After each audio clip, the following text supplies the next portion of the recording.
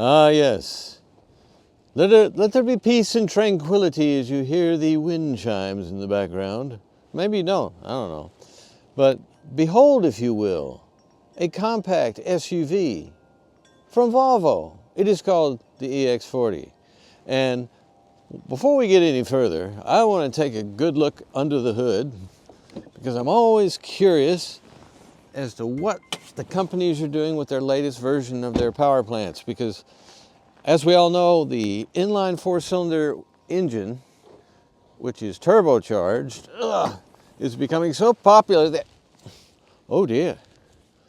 They've completely covered up the inline four engine to, oh dear. Wow, that's just a storage area. What in the world? I know what we got here. Being innovative and always at the cutting edge, Volvo's new EX40 is a rear engine vehicle. Oh man, I haven't seen one of these in a while. Not since the original Volkswagen Beetle and the Corvair. And here we have our rear cargo area. But that appears to be an electrical cord of some sort. Could it be that this is not gasoline powered at all? Let's look at the fuel cap, and we have no fuel cap because this is a fully electric Volvo, as more and more Volvos are becoming, by the way. And this is not an ordinary one. This one even has a DC fast port there, so you can charge the car up nice and fast. This is a fully electric, all-wheel drive EX40 Volvo compact sport utility with over 400 horsepower, 2 electric motors, and typical Volvo styling, which is unique and kind of beautiful. Want to know more? Stick with us and we will dive deep, as we say, except for those that are saturation divers, in which case we're already deep and we just keep going outside. Anyway, stay with us.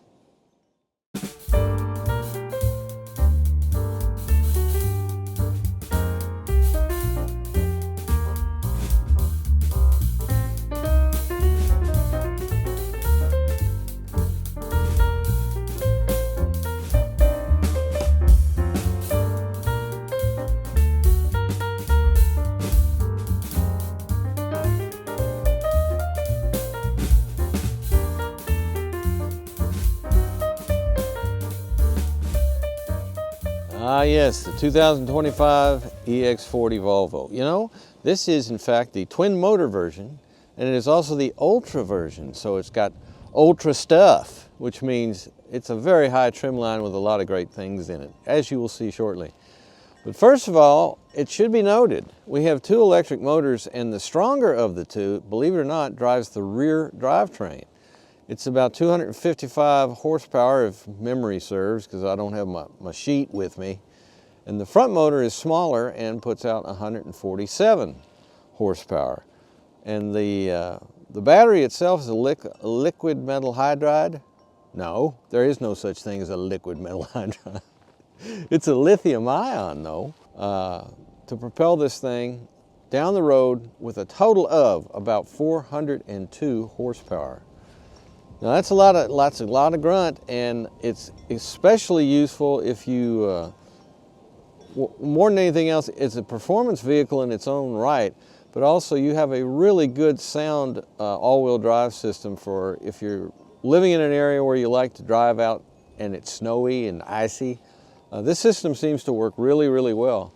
And otherwise, it seems to me that the drivetrain is kind of biased as a rear-wheel drive drivetrain, which is good because it's, in general, especially with sportier cars, it's easier to drive a rear-wheel drive performance vehicle than a front-wheel drive performance vehicle. And that's why we're seeing more and more all-wheel drive, because using the miracle of sensors and computers and algorithms and all that kind of thing, I wouldn't call it artificial intelligence, because there is no such thing as artificial intelligence. It's just a more sophisticated algorithm system, but I digress. What we have is a really what I like to think is sure-footed in all situations. In other words, if you're driving with 400 horsepower on a dry road, you have a lot of good control, especially when it comes to accelerating out of corners, because you have both drivetrains working in concert to keep the car stable. And naturally, when the slicking appears, as we call it here in winter, the slickening. It's going to be a horror movie. It's coming out soon. You'll see it. It'll be the Volvo EX40, the slickening. If you go out and drive on the ice and the snow like we do up here from time to time, mainly during the winter, rarely during the summer, it's a very stable, safe vehicle, and it will get you to work and get you back. Now, what about charging? Now, this is the big question that comes to all of the electrical vehicles at some point, because that's one of the only limitations that electrics have. How long does it take to charge, and how much range does it have? Well, this car has about 260 miles of range according to Volvo, but what is good is since it has the new high-speed charging system on it, which can take up to 200 kilowatts, according to Volvo, you can go from a battery that's depleted down to 10% up to 80% charge in about 28 minutes with a high-speed charger. So that's great. That's extremely good news, because that's like I say, one of the few limitations you'll have. If you have just 110 at your house like me, it'll take a couple of days to charge up that big battery. But most people, if they're going to invest in an electric car, they're also going to invest in a high-speed charger, a direct current DC charger that will make things so much quicker. But again, if you have a situation where you have a commute that's not that bad, which can't remember what the average is for the United States now, it's maybe like 20 miles, something like that. You can just plug it in overnight when you get home, even if you only have 110, and it'll keep the battery up to peak for when you get up and go to work the next day. So it's worth considering. And in return, you get absolutely smooth, beautiful performance, and lots and lots of power, and zero emissions while a vehicle is operating at all. So what's our wheelbase? 106.4 inches from axle to axle. So that helps to stretch out the whole car to the point where you have a nice roomy rear seat, even though it still has compact exterior dimensions, which I love. I love the compacts. You can park them anywhere. You can get them in a small garage if you have one. And in our cargo area here, we have a total of 50 cubic feet when the seats are folded. I don't know what it is, what you're looking at right here. I'm going to estimate and say about 20, roughly, 18 to 20. But you don't have a spare tire that I've been able to locate, but you probably have a flat repair kit somewhere on this car. I'll look and see if I find it. If not, run flat tires. But that's not unusual for electrics to not have a spare tire, because they have this big area where they have to put a battery. And in the case of this car, I believe it runs amidships down the center of the car, but it's a 4,600-pound car, but the bulk of that heavy weight is mounted very close to the pavement towards the lower side of the chassis, so that handling is not compromised by having that big battery in there, which is great, because it's another way to enjoy your electric car is how well they handle for the most part. Eventually, inertia can overcome handling in terms of your cornering ability, but you have to really, really be in an extreme cornering situation when that mass starts to really work against you. But for most normal driving, and even with some spirited driving, that weight being so low helps the car handle really, really well. Our tires are wonderful. We have 20-inch wheels and what do we got there? Looks like 235 45 R20s. And these are Pirelli Scorpions. Actually, they're Scorpion Zeros, so I believe that means run flat. I'll have to look into that, but I'm pretty sure it does. So they're designed such that if you do have a flat, you can continue to go until you get the tire repaired or replaced instead of having a spare. I'm not a big fan of that, but that's just the way of things with so many manufacturers these days. And that's, you just have to live with it. You know, that's, unfortunately, that's the way we're going here. It's a weird thing to me. I think it's a space thing more than anything else. It certainly isn't a weight thing, because considering the size of this vehicle, and it's, like I say, already tipping the scales at over 4,600 pounds, you would think another, 25, 30 pounds for a temporary spare tire, which is, by the way, on the heavy side, wouldn't be that big a deal. But they have no place to put it because it's a compact, you see. So I pretty much think that's the primary reason why we don't have a compact spare tire on this vehicle. A lot of you don't even care about that. I do, because I can't stand being in a hurry for an appointment or something that's critical, and having a flat and not being able to just throw on the spare and keep going. But that's me, that's not you. So we have to delve deeper into this vehicle because as you can see from the exterior styling, which is beautiful and very Volvo, the company is wonderfully unique in how they build their cars and how they style their cars. And nowhere is this more evident than the interior, which we're about to examine. And this is what I consider to be one of the more modern interior designs from Volvo, because they have kind of a tradition of how they've done things for the last, I'd say, 10 or 15 years. And they've gradually been becoming more and more modern. And this is one of the more modern versions, in that the touchscreen is starting to dominate everything in terms of controls. Whether that's good or bad, I'll let you decide, but we'll dig into it. And more than anything else, we will experience the Swedish design ethic in the comfort of our interior. This is the 2025 Volvo EX40 all-wheel drive Ultra twin motor. In it, you'll find a really nice instrument cluster. Volvo's always been good at this, but they've been doing the whole virtual, completely virtual, for quite some time, and they do it very well. What can we adjust on this? Control, display. Here we go.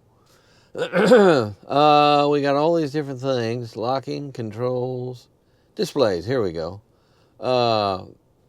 Manual and automatic, as far as what the driver's display is telling you. If you put it on automatic, it takes some things off that you put in manually. Like I have a triple odometer set in there right now.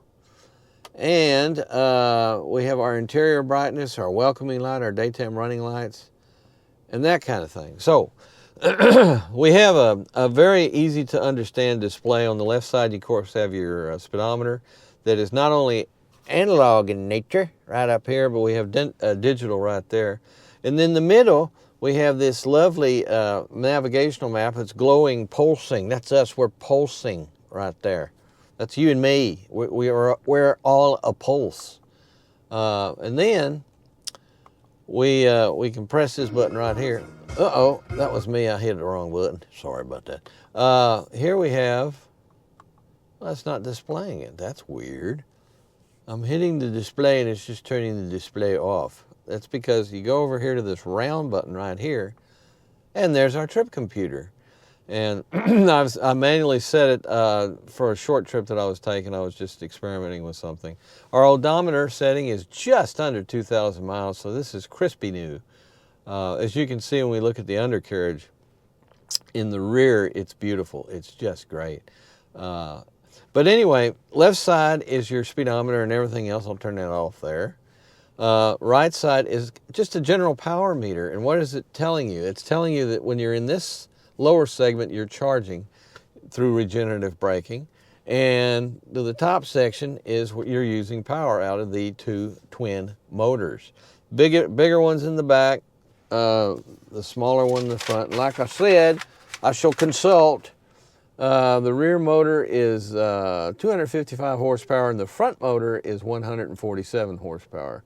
And your overall output is 402 horsepower. And boy, I tell you, it feels like it too, because even though it's 4,600 miles, this thing does get out of its way really, really quickly. So it's Marvy.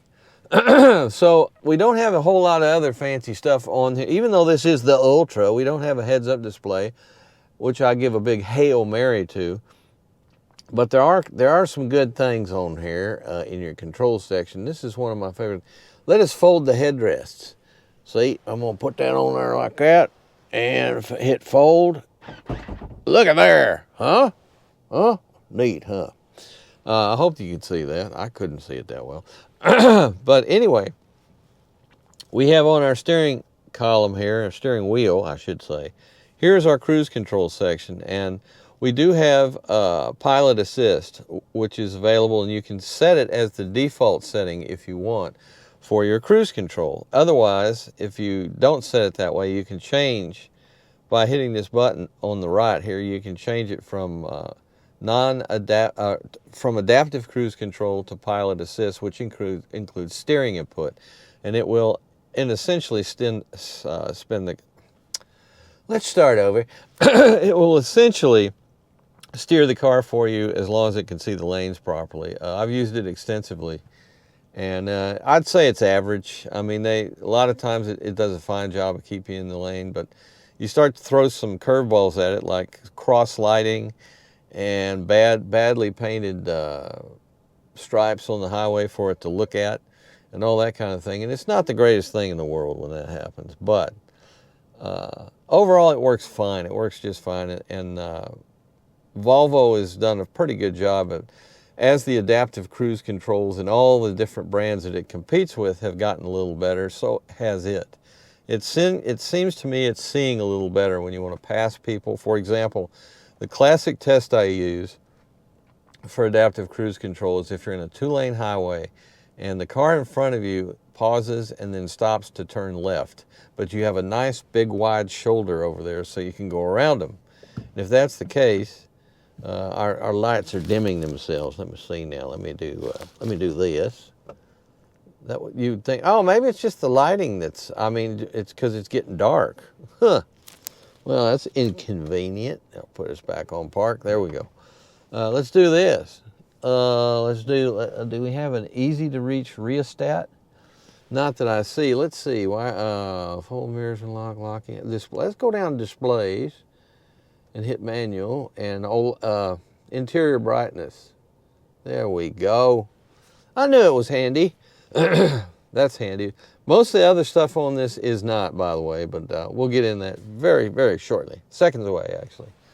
But the only thing we have over here down here is this is our rear remote release for our power liftgate.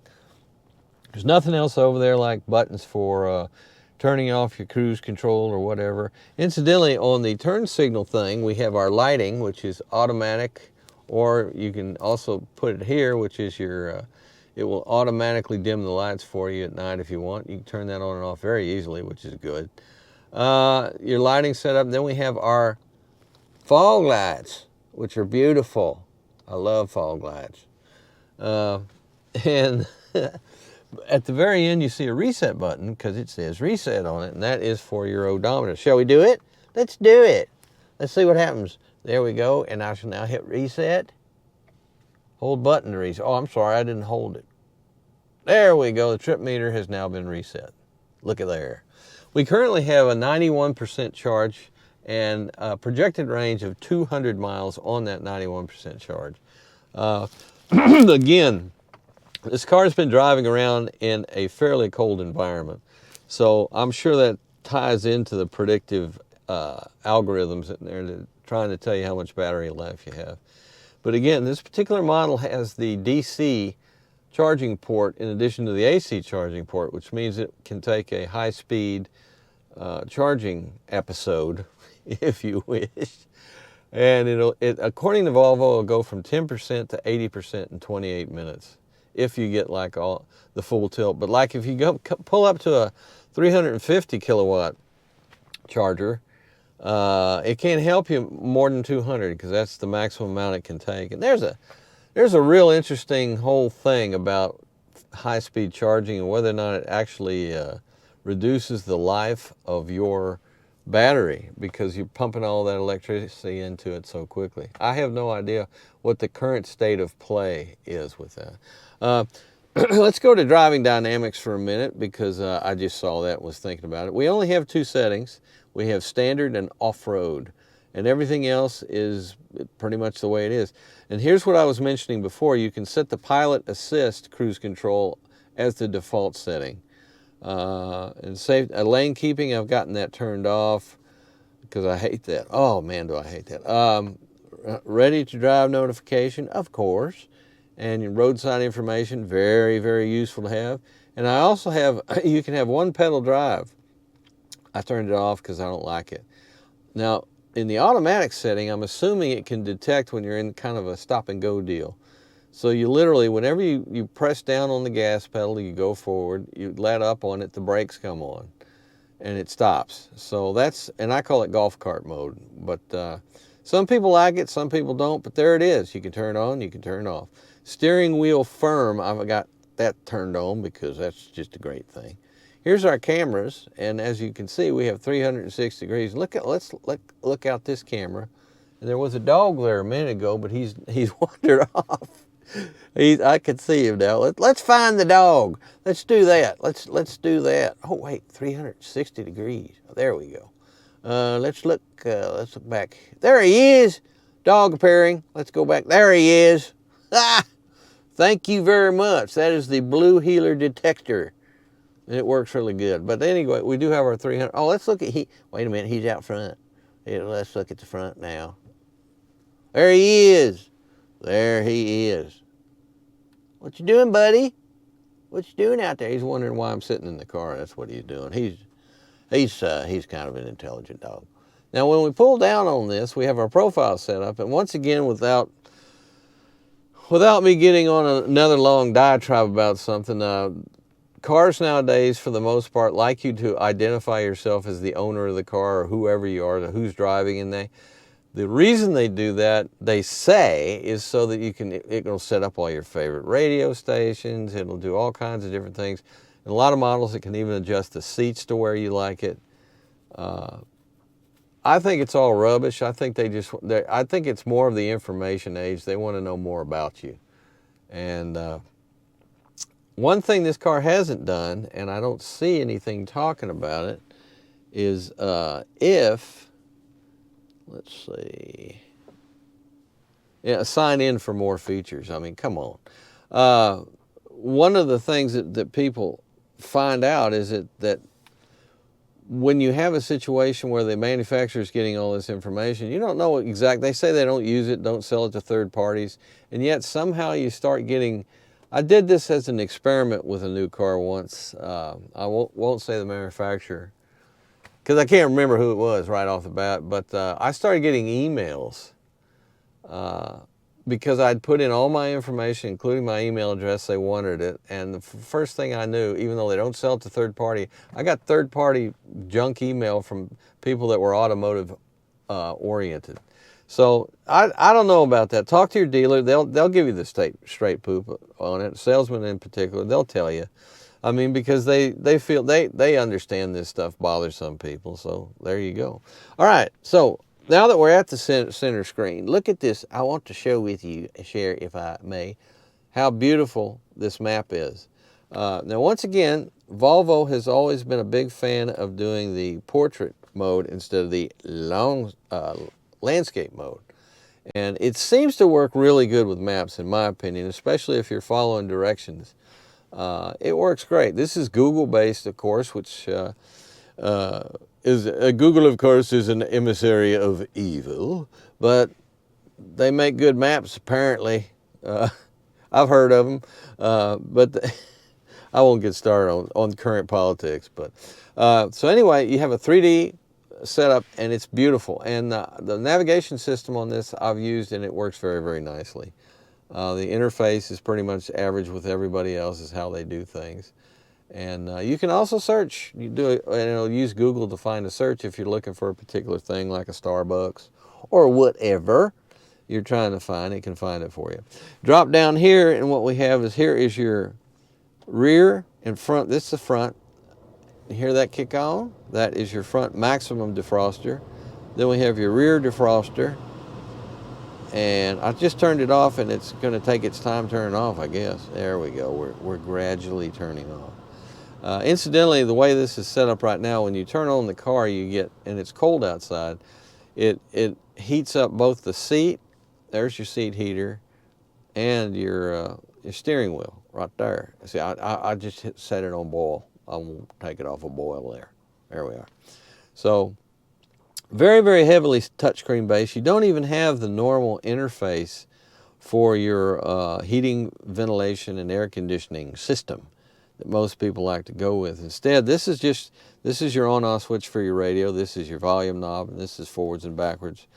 Depending on what you're doing, if you have your satellite radio and you have your favorites up there, then it goes to those. But what happens when we press this button here? This is when we go back to one of the main menus. And if we slide down here, that's when we went to the owner thing, you see. So you got all these interfaces to get to the interfaces. And this is what the most useful thing on here, because this is where you go to find half the stuff you want to deal with. Now let's try to get to heating, ventilation, and air conditioning. Well, there it is. It's showing that we're set on automatic at 68 degrees, but if you hit that, then look at this. You have all these different choices you can make as far as whether or not it's on auto or now, or timers. You can put timers on here when it'll do things, which is real interesting. How do we get back? Oh, that's how I did that, and that's how you do that. So, what's this? Oh, look, it's setting it for a particular area. Ooh, isn't that amazing? Isn't that amazing how that works? Wild, huh? Let's go back to the camera. What's the dog doing? I know you want to know where the dog's at. I think he's over there. There he is. Hello, buddy. He's sitting there wondering what the hell is going on. As a cattle dog, I seem to be in a large cow, and so he wants to herd it somewhere. So you can't blame him for that. So, but anyway, that's that. And I'll put that map back up because it's so beautiful. Their maps are the best. Volvo has always had really good maps. So anyway, that's how you get to your heating and ventilation and air conditioning. This is just nothing, basically. When we go down here, we have a charger for your near-field communication type charging device. In other words, you can put your phone right here and charge. You have your access here to your 12 volt, and then you have a USB-C port.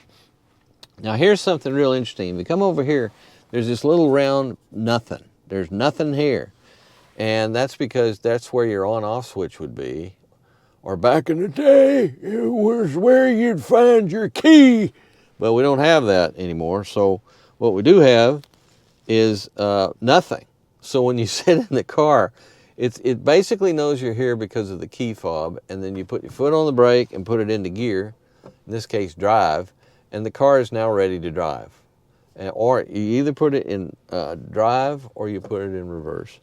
And those are the only settings, and then there's park, which you just hit the button and stop it on park, and neutral, and there is nothing else. I mean, it says it has a 1-speed transmission, but I think that's using the term transmission kind of loosely. It's basically the motors spin faster and you go faster, and that's how that works. Okay, and here is our little console area, and this, I don't know what this does, but you push your hand, you push down in there, and you can put, I guess you put your phone in there, or maybe coins, or a very small mouse could live in there. We have our side bolsters in our very excellent upholstery. Once I figure out what exactly this upholstery is, I'll tell you, but it is kind of a mix between a simulated leather, I don't think this is real leather, and a textile on the outside, and it's great. It's very comfortable. These are very good seats. They have that magic blend of comfort and really good support for high-speed cornering, which 402 horsepower, all-wheel drive, you can do that. You can do some high-speed cornering. How about here? Our glove box is nice and roomy for the most part. You could probably get a little tablet in there, tablet computer if you desire. And so that's that. So the sun's going down. I better move on. Oh my God, it's getting dark. By the way, we have a beautiful laminated, it points that out, laminated sunroof here, and you just do this, and here comes the shade, and we're gonna be It's just about total darkness here, but I'm going to open it back up. But there, see, it has a long way to travel. And it's not completely opaque, it's just a shade more than anything else. All right, now let's do that. Dun, dun, dun, dun, dun, dun, dun.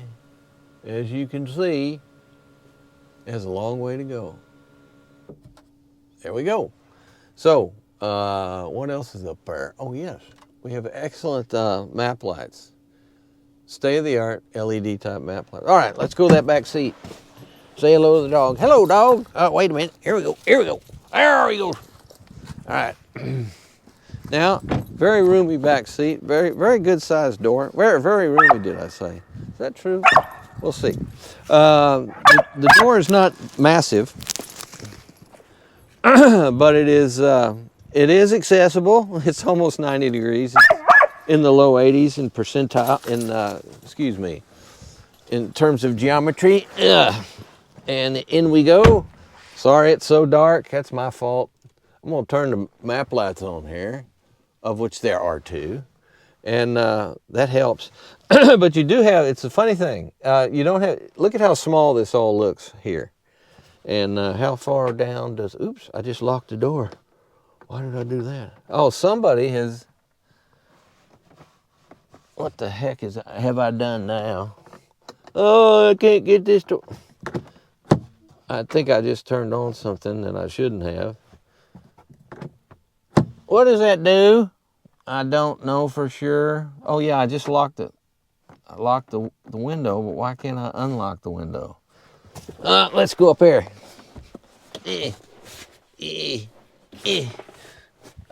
Aren't you... There we go. There we go, unlocked, okay. Now then, I don't know what that does. I don't know how to unlock that. Are you locked? Let's try you. Yep, these windows are all locked. I don't get it.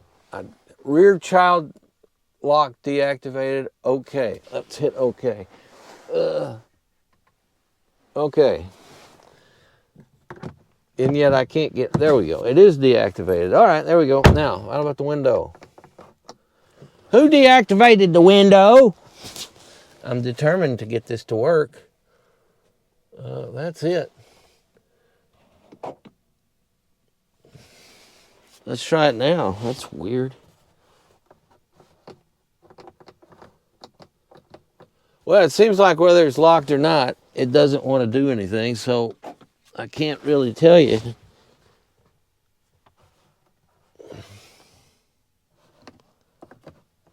I'll look that up, figure it out. Suffice it to say, I bet it goes down about 100%. I don't know. That's weird. That's weirdness. I don't like weirdness. Here we have our armrest, and we have a very huge drive shaft tunnel, considering we don't have a drive shaft. So there's probably a bunch of electricals. Probably part of the lithium-ion battery is underneath that. You have very nice little vents here. And you have heated seats. Look at there. See, look. I'll turn that on. You know, I think it has something to do with... I'm not sure. The fact that there's no driver in place or something, I'm not sure what's going on here. I'll try to figure that out for you. But anyway, we have so it's more of a 2+2 back here. And you have a pretty easy to use, let me see if I can, there. Doesn't look like you can recline or slide these seats. They're pretty much fixed. Which wouldn't surprise me, because it's the kind of car, being a full electric, that it just doesn't have quite as many of the adjustments available to you. And why is this? I don't even know what that does. See, this is what happens when you don't do your homework when you get the car. I've had weather issues this week though, so I haven't been able to do as much. But anyway, room is good. The floor seems almost a little high because my knees are a little higher than usual. But you do have good leg and foot room, so you can run with that. And you do have this beautiful panorama to help give you the feeling of enhanced space. It's not cramped back here at all. It's actually pretty roomy For 2 adults, no problem at all. Now let's see, I'm gonna try to figure this out. Now, to lower the seats, just like that, very easy to do. You have a 60-40 situation, and I'm gonna try, I know what I'll do. I'm so clever. It's the cleverness, you see. What I'm gonna do here is I'm gonna put her in gear, and we're ready to go now. And what happens if I do this? There, the window goes down. Look at that. Oh, and I was wrong. It's not 100%. Look at that. It's about what would you call that? 90%? There we go. So that's a mystery solved. Not, but and this whole time we're still on 91%, which is good. It's surprising, these things, because sometimes just puttering around like I've been doing in this vehicle, you can really lose a lot of electricity, especially since well, it's not that cold. It's not cold at all, actually. It's 52. Okay. So, what do you think? I think it's a real nice electric car. We'd always like the range to be longer, but at the same time, it's actually what I think to be a very realistic range for the type of person that's going to buy a vehicle like this. And it feels very solid, like Volvos do. And it also has wonderful acceleration and a really good all-wheel drive system, plus even a little bit of ground clearance. So there you go. And the interior, very classy. This is kind of the new modern style for Volvo, but it still has a lot of traditional cues to it, which makes me think it's actually not a super, super modern version of their latest interior architecture. It's a little more traditional from the Volvo people.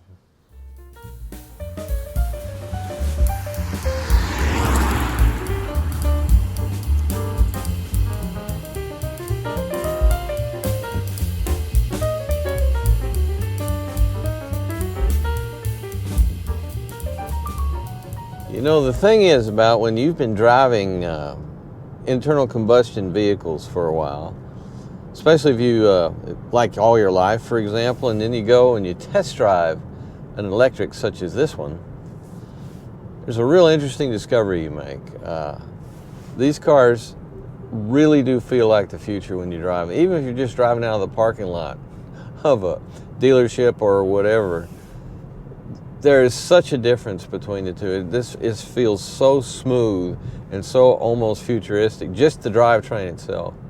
Once you get up to highway speeds, it's the same thing as it being in an internal combustion engine for the most part. Most of the wind noise is all the noise you have in either case. But it's such a revelation every time you get in it. And I think this is one of the reasons that a lot of people have really enjoyed the electric cars they've bought, is because that feeling. It's just so smooth and powerful, and it's you know, a gas engine. There's a lot of really smooth gas engines and transmission combinations out there that are very good, absolutely, but they can never achieve what an electric does, which is this incredible stillness. It really is something else, and that's one of the fun parts about going from a gas engine to electric, is that huge improvement as far as the overall refinement feel of the drivetrain. Because there's no transmission here, it's just electric motors, in this case 2 of them. And those electric motors, very interesting on this Volvo, as I mentioned earlier. You have a larger electric motor in the back than in the front. It's kind of, you would say, it's sort of biased in the rear-wheel drive mode. And then you have the front-wheel drive when you need it, but both kick in if you really give it the welly. Both kick in like this. Woo! Just like that, it just whoosh, goes up to speed. And the 40, as I like to call this, I like to call it the 40. It's an EX40, but I call it the 40. It has a real nice combination of, I love the size of this vehicle because it's about like it is a compact SUV, but it also has kind of a sedan feel to it that's really nice. Especially if you've driven Volvo sedans, it feels a lot like a Volvo sedan. No shock there. Now if I want to do this, and then I want to go to that right there, there's our map. 3D. As usual, Volvo and Subaru, mainly because they're on the far side of the alphabet, both like to go with the portrait format with their central display as opposed to the landscape format. And it works very well, especially with maps. I was very surprised the first time I ever drove a vehicle that had the portrait format with a navigation system. It works really nicely because you're kind of going down the road this way, as you can see, and so it suits that. It suits that type of thing. As far as every other thing with the controls, that's up to you. As far as if it's easier to have a layout, and like I always complain, and it is a complaint, they're putting more and more stuff in the touchscreen that probably ought to be left to a dedicated button. But you can either go all the way over here and all the way over here with all your buttons, or just go up and down. For some people, I'm sure they like it this way more. Other people prefer a landscape deal. But Volvo is dedicated, I tell you, to the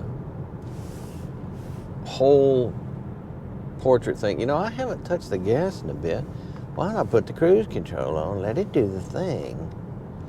And now we're cruising. Now, you have a couple of different ways you can do this. This car does have, if I hit this again, I think. I can't remember how, oh, wait a minute, that's not what I'm supposed to do. I'm trying to set up the pilot assist. There we go.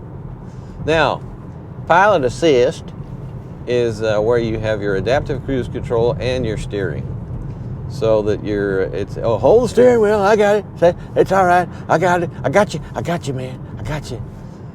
How tight and where you have to grip the steering wheel on these cars that steer themselves in certain modes varies dramatically from vehicle to vehicle. Volvo seems to be, being a safety-oriented company the way they are, they seem to like you to grab hold of this quite a bit. I can feel a lot of adjustments being made in this steering as you're driving. Some automated systems are much better at others as far as they don't go crazy with constantly adjusting the car's attitude in the middle. It's trying to just steer you in the middle of the lane. It's doing that through a series of this has Google Maps in it, so whether or not there is a particular type of tie-in with Google Maps, because some of the systems that are adaptive and steering are also using, in addition to using just the camera up here that's looking at the lines in the road, literally, to steer the car, they also get some input from the map itself. I don't know if Volvo does that or not, but I will say this definitely is pretty busy when it's adjusting, and it really does want your hands on the wheel a lot. Now if I do this, there, I've gotten rid of the steering factor, and it's just doing adaptive cruise. And if I want to increase my distance, there we go. So it works fine. I mean, when you think about it, it's all electric, everything's digital, everything's computer controlled, especially since the drivetrain is one big computer in a way with a couple of motors attached to it. Everything else is being determined by a series of very sophisticated CPUs that your computer positive unit or what is the P in CPU? I've forgotten now.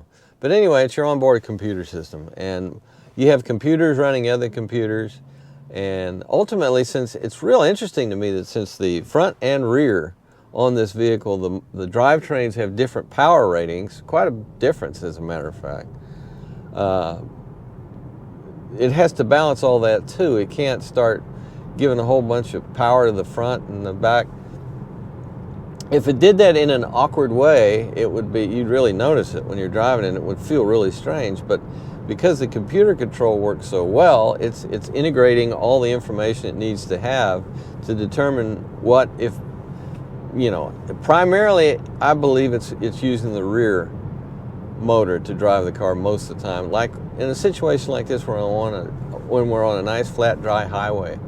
But in other circumstances, when you're going through a curvy road or conditions where you have a lot of slippage, possibly due to water, snow, ice, anything like that, there's a whole lot going on between switching back and forth and using both. Now, I could be wrong about that. It could be like a 50-50 split in terms of how they're relying on each other, but or which is actually driving the car. But I'm fairly certain the rear is doing most of the work most of the time. And that gives you a certain kind of handling feel to the car that is very comfortable for most people. It's harder.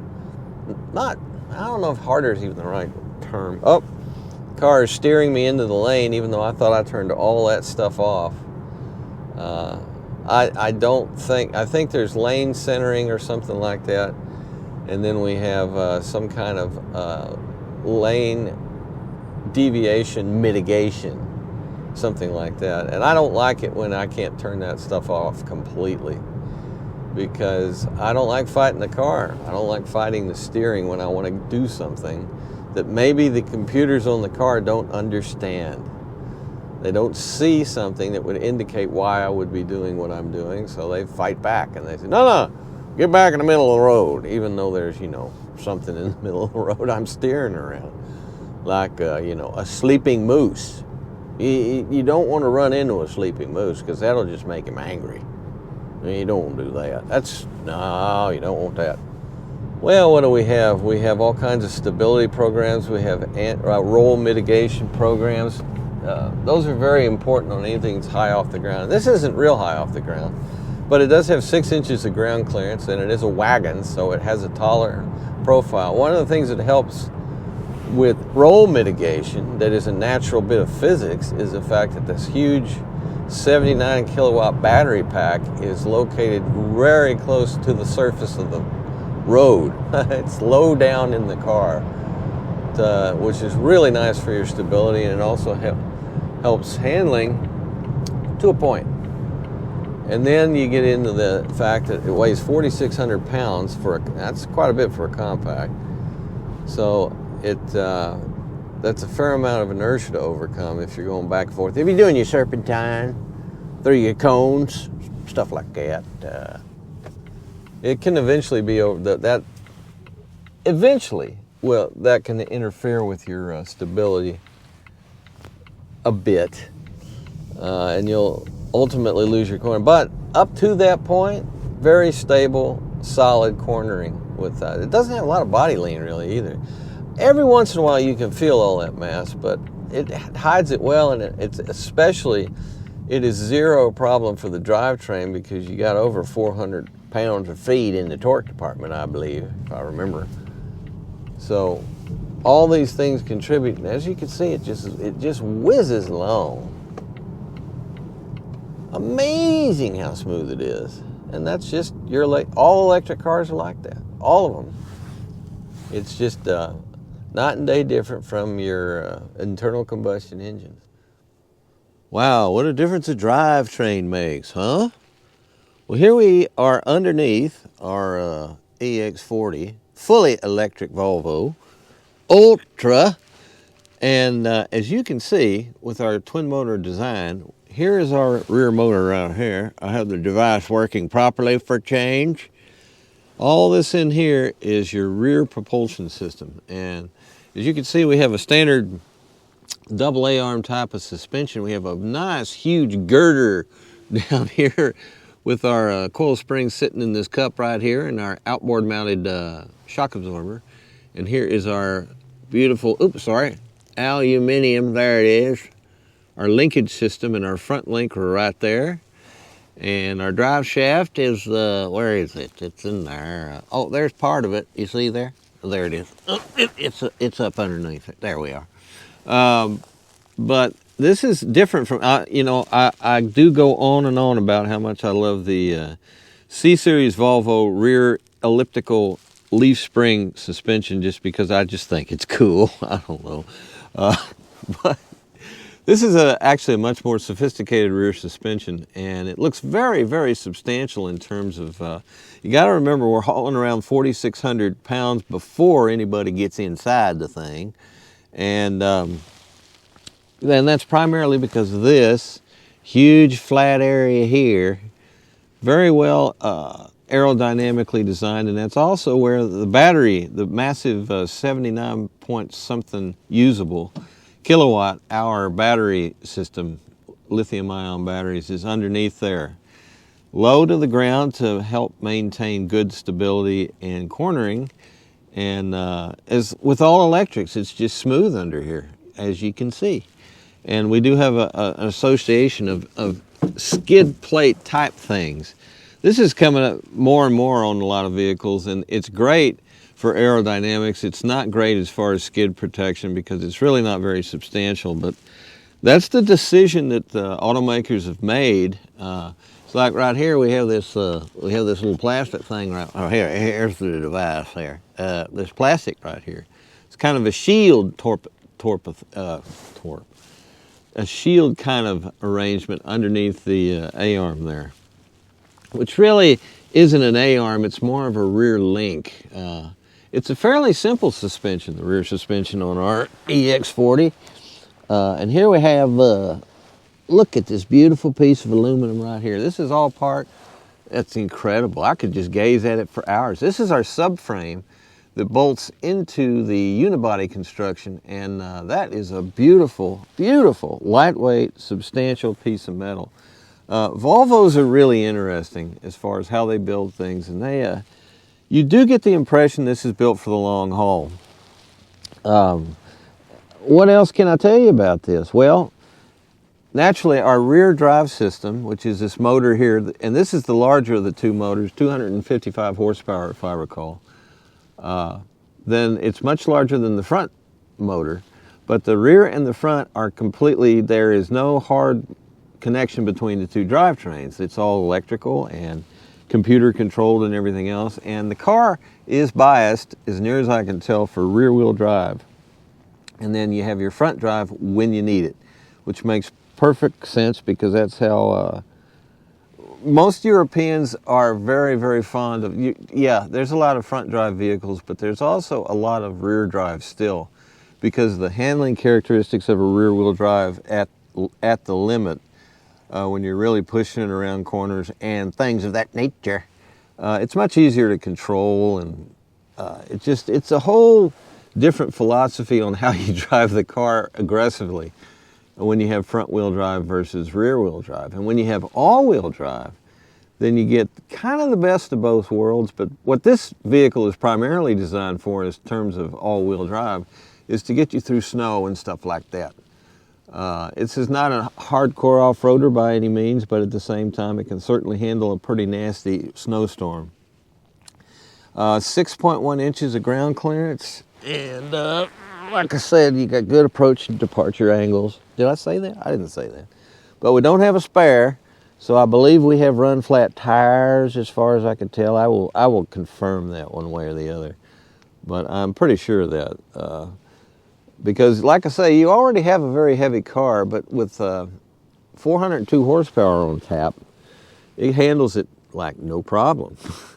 And we all wish our range was longer on our electrics. This one's, right now I'm sitting at 84% charge, and I think my range is stating it's 180 miles. But we are winter here. It's not super cold right now, but it's cold, so there you go. And everything is well protected all the way underneath here. You got some cladding and stuff like that. Once again, both for aerodynamic and for protection reasons. There you go. Well, our EX40 twin motor Ultra Volvo electric SUV is in fact base priced at $60,750, and with options comes to a price of $62,045, although there are no options. It basically, the Ultra package covers all the good stuff, including even a heat pump, which is a sophisticated way of getting heat into the cabin without pulling as much battery power down as it would have in the old days. So overall, this is a real nice vehicle. I really love the fact that the charging time has been reduced, and it has such a great mix of the old and the new in the world of Volvo. And if you like Volvos especially, you need to look at this vehicle. Have a great day, folks. We'll talk to you soon. Do whatever the tube tells you. You dress like the tube. You eat like the tube. You raise your children like the tube. You even think like the tube.